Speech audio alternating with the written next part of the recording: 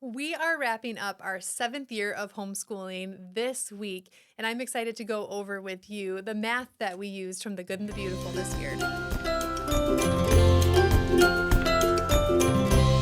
before I do that, though, I want to show you my shirt.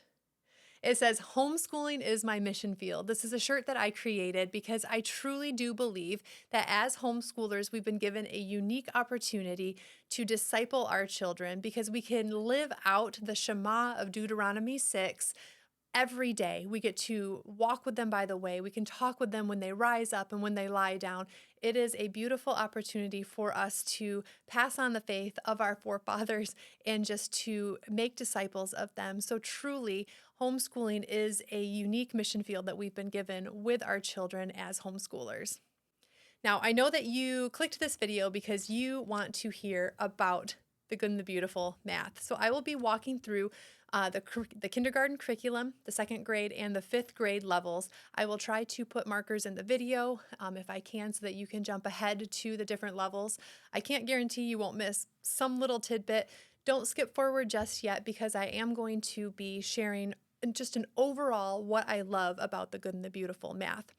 So overall, the name just implies exactly what it says, the good and the beautiful. Their math program truly is beautiful. The pictures and illustrations that they use, the content that they include, it's all just beautifully done. So much curriculum out there, especially in the younger years, is primary colors and just bright and flashy and gaudy. I personally do not gravitate towards that. So the good and the beautiful really does use absolutely beautiful artwork and pictures. They even include just classic pieces of art, so your children are familiarizing themselves with famous painters of different eras.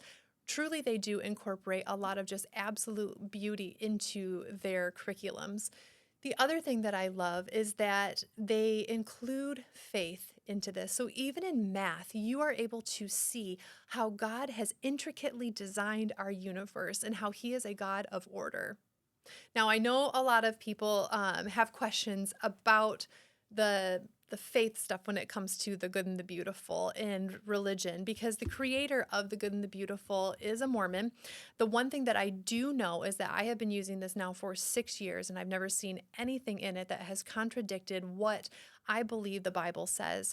They use a panel of different denominations within the Christian religion to go over everything that they put out to make sure that it is truly a non-denominational undertone to the entire curriculum so that there is nothing that's going to contradict. And I have found that to be true. I actually appreciate everything that they have said when it comes to God and faith and just how they are able to point out, once again, like I said, how God is the grand designer and how he is a God of order. And you can see that even within math. The other thing that I really like about the good and the beautiful is that they are more of a spiraling math curriculum. Your children are learning new concepts, but they're also incorporating old concepts so that they're continuing to review and to just solidify that foundation. And they're taking those new concepts and they're applying them at a higher level with each new lesson that comes along. So I do love that about this curriculum as well. So let's jump into the kindergarten math. Like I said, it's beautiful. My kindergartner really enjoyed it. The things that they are going to learn in the kindergarten math is they are learning to count from 1 to 100. They learn to skip count by twos. They learn how to subsidize. They know that would be something like you would see 3 objects and be able to say 3 just by looking at it. You know how many are there. So they learn to subsidize in their brain what they are seeing. They are also learning colors and shapes. They're learning basic addition and basic subtraction. They are learning how to add one more and one less and how to count on. Once again, I just love the beauty of the curriculum, and the content of it is solid as well. So they are learning basic time. They are learning how to read analog clocks to the hour. So they don't do anything with minutes in kindergarten, but they are learning how to read analog clocks and to the hour. So they do that. They've learned basic graphing. So that is another thing that they went and did this year as well. As far as my my kindergartner went, I did feel like about halfway through the year, I was like, okay, she's got most of these concepts down.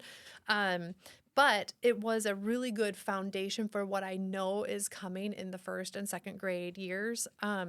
So it just is a really good start. And the reason that I say it's a great start is because they use so many manipulatives and they truly give you a visual for what you are learning. You're not just seeing numbers on paper that have no meaning to you. So when I say that they use visuals, this came with a math activity box. I really liked the wooden boxes. They were really pretty. The kindergarten math box came with wooden counting sticks. It came with wooden little pawns for games because you do play games with your children, which is a lot of fun too. It came with wooden blocks, and it came with little wooden cars that you would use like as they were doing math facts. They would kind of drive them around the page to each different math problem that was there. And I really love that they take the time to physically show your children what the concepts is that they are learning. The other thing that my daughter especially needed, oh, and actually it's right here. They did several of these type of activities where they would show a picture and they would have to recreate that picture using the objects in the math activity box. She struggled with this at the beginning of the year. So I love that they did this several times over because taking what's on the paper and then creating it in front of her was something that she struggled with at first, but this is such a good thing mentally to be able to see on the paper and recreate something in front of you. So I really appreciated that about the curriculum this year. So overall, it's a fantastic kindergarten curriculum. The foundation is great. This book was spiral bound. I know some people have had troubles with the Good and the Beautiful's spiral bound. We didn't have any issues with it. Sometimes the binding or the covers can come off. I simply just leave everything open. I like being able to flip it the whole way. So I actually like the spiral binding, and I just would leave it open where it's at. That way I'm not flipping back and forth and the cover's getting worn and about to pop off. So loved the kindergarten math curriculum for this year. Now, the second grade math, this one does not have the spiral binding, but I mean, it worked out fine because it does lay flat for your child. And what's kind of fun is each page is perforated so that you can tear it out if you need to. Again, the curriculum is just beautiful. All of the illustrations in it are wonderful. They have different works of art in here from different artists that you will discover. Some of the concepts that they went over was they learned to add a lot bigger numbers. They learned how to carry the 1 whenever they were adding a number and it was bigger than 10. They learned how to do that. They learned how to do expanded form. So for instance, if it was 1,353, they knew to expand it to 1,000 plus 300 plus 50 plus 3. That way it was teaching them the ones, tens, hundreds, and thousands place. They did a lot with money, adding and subtracting money. They did a lot of like fact families so that they would continue to solidify the facts and learn the reverse operation or the inverse operation for addition and subtraction. So for instance, if you have 3 plus 2 is 5, 5 minus 2 would be 3. So they're learning that kind of stuff so that they can learn how to check their work. They learned how to write the numbers 12 or 11 through 20. In the previous curriculum, in the first grade math, they learned the numbers 1 through 10, and now they learn the numbers 11 through 20 and how to spell them. So that is something that they went over a lot. At the beginning of each lesson, they have just kind of like a little review that you would do with some mental math facts or how to write the numbers or maybe just like a little game that you would play together. And then there are unit assessments periodically throughout, and that was the same with the kindergarten curriculum as well. They also went into fractions this year, so they were learning wholes, halves, 3/4, and 2/3, and just how to identify that when presented with a fraction. So overall, again, I was very happy with the level 2 math. Again, this did come with manipulatives as well. Again, that's what I love about the Good and the Beautiful math is that they are very hands-on so that your child is able to visualize what it is that they are actually doing when it comes to math, and it's not just numbers on a paper. So this math box this year, this is something I didn't even share.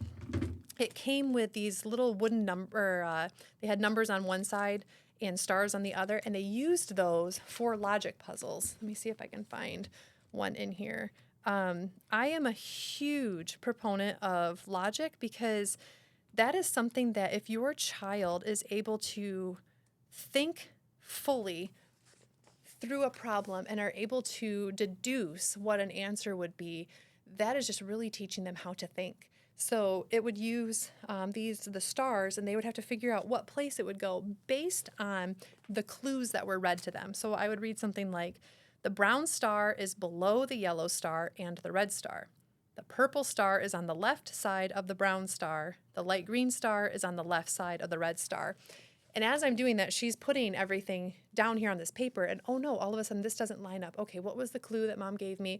And she starts shuffling them around until she's able to put all 5 stars on the page.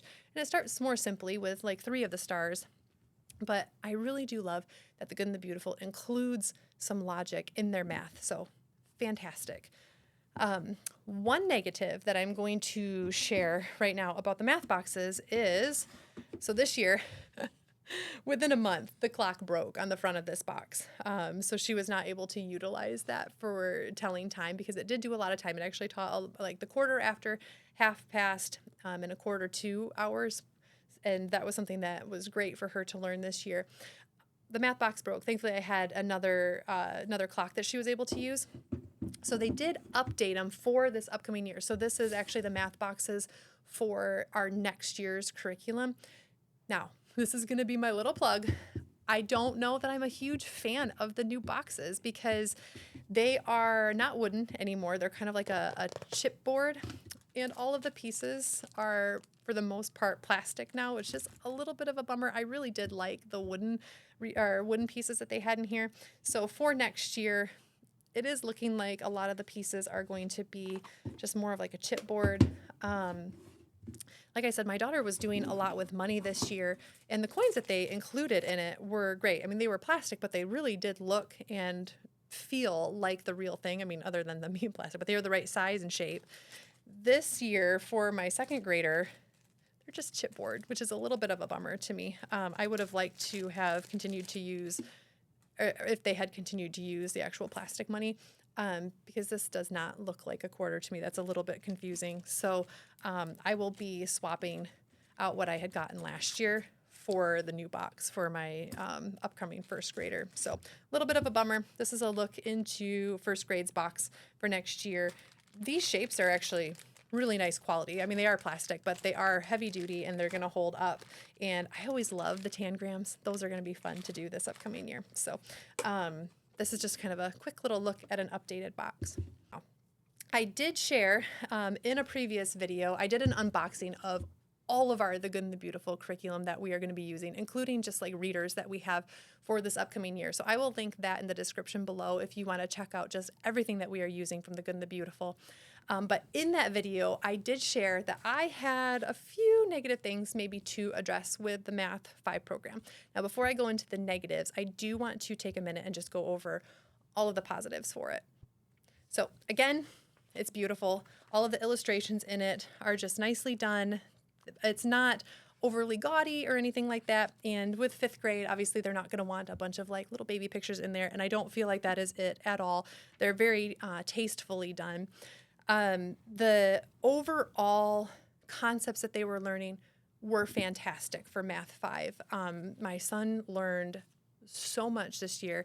He was adding fractions, he was learning inverse fractions, he was learning how to find the volume of a 3D object, he was learning how to find the area of a circle, so he was learning about pi and diameter and the radius. He was learning he even learned how to convert fractions into decimals, and then how to divide decimals into bigger numbers and then reconverting them back into decimals. He learned so much this year. The one thing that I really struggled with is just the sheer amount of work that each lesson was. So each lesson starts, and this is a huge perk, is they have a video lesson. So you as the teacher can be hands off with this should you choose to, because the video lessons are great. I had my son watch them whether he understood the concept or not, because I wanted to they would show in the lesson different ways to solve a problem, and they did it very well. But those lessons took between 10 and 12 minutes. So that already was a big chunk of time. And then each lesson themselves was so many problems that it was taking my son between an hour and an hour and a half to complete a lesson at the beginning of this year. And some of it was attention for him, because he would just see the sheer number of problems and just kind of give up because there were so many to complete. He just was like, oh, this is going to take an exorbitant amount of time. But as he started to really apply himself, because he was really trying to get it done, me as the teacher, I was looking at him going, man, he's really trying, and this is still taking him 45 minutes to an hour. And I do not believe that as a fifth grader, it should be taking quite that long to be doing a math lesson. Just the sheer number of problems was huge. And so with each lesson, there was a review section. So I started off by just saying, about maybe 10 lessons into the year, I said, okay, just stop doing the review section unless you feel like you need more work in that area. Because there was, right here, there's 1, 2, 3, 4, 5, 6, 7, 8, 9, 10, 11, 12, 13, 14, 15, 16, 17 problems just in the review section. And that didn't include the 50 to 60 that he was already doing. So it just was so many problems. So he cut that out. And then I noticed that he still was taking almost an hour to do a math lesson. So I finally just told him, I said, do every other problem, provided you could do every other without having to utilize all of the information for one problem. For example, if one problem had multiple steps that you needed to complete to get the full answer, he had to do all of that. But if it was just simple multiplication or whatever, he was allowed to skip around and just do every other. That did seem to work for him. I haven't taken a really close look at Math 6 yet. I'm hoping that maybe this has been addressed. I don't know. But regardless, I was talking with my husband, and he was like, the concepts that he has learned, provided he knows how to do them, just give him a calculator next year. So my husband is an engineer by degree, and he was like, I don't even do that by hand. He was like, I don't even know if I could do it by hand anymore. And the problems were taking 5 minutes just to do one problem. And he was like, just if he understands the concept, give him a calculator for next year. So that's what I'll be doing for this upcoming year, is giving him a calculator. It's been 6 years of very foundational math, and I do believe that it is time to move on to a calculator for sixth grade, because he's just getting into such huge numbers. Because they're getting into such huge numbers, there definitely is an answer key for all of that. The answer key is great. Every page looks exactly like the page that your student is working on, so you can see all of the answers at a glance. And it's just pretty and very simple, and it works well. So thankful for this. I was able to go through calculus in college, but there's a lot of concepts that I had to review myself because I had to kind of refresh my own memory. It's been a while since I've done some of this stuff, but I'm very thankful that I was able to look at some answers so that I could almost work backwards to relearn it myself. On top of all of the work, so between the lesson, learning it, all of the problems to practice it, plus the review, they also had mental math that you were supposed to do every single day too. Huge fan of mental math, not a huge fan of just all of the work that math was having him do. So what we would do is we would do the mental math just as a lesson, and he would do 4, 5, 6, 7 of these in a day as just a single lesson. So the mental math was great. It would be about 5 or 6 questions that he would have to answer in his head. It would be adding and subtracting money, skip counting, identifying Roman numerals. Let's see, what else did I have here? Story problems that were read aloud. Just really, really great concepts, something that you do have to work a little bit, but I do think that it's good to continue to work your brain and just try to be able to figure things out mentally. What he thought was fun was it did include stickers. So once you completed a page, it would show you which sticker you were able to grab, and that sticker then had coordinates with it that you would then go and stick it onto this map in the back.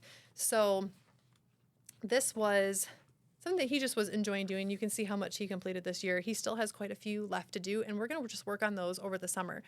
The beauty of homeschooling is you don't have to get everything done and check everything off the list because you have more time if you want to do it. So this was one of those things that we kind of just worked at our own pace. And there is a story at the end too, that when you complete all of the stickers with the map, there's a fun story. This was Ivy and the Ice Village, and there's a story to read at the end that coordinates with that map and kind of shows you the journey that this person named Ivy went on. So mental math is great. Overall, we really do love the good and the beautiful. I'm going to be sticking with them this upcoming year. I am going to take a closer look at Math 6 and, like I said, probably give my son a calculator and just let him use that this upcoming year and just see how that goes. I'm not going to reevaluate just yet whether I want to use something different because I have been so pleased with just the foundation that they have gotten through the math program that the Good and the Beautiful offers. So if you find this video has been helpful to you, please be sure to like and subscribe. And if you have any questions, as always, please leave a comment or go to my Instagram page, which is Devoted Motherhood, and send me a message, and I would love to chat with you about it.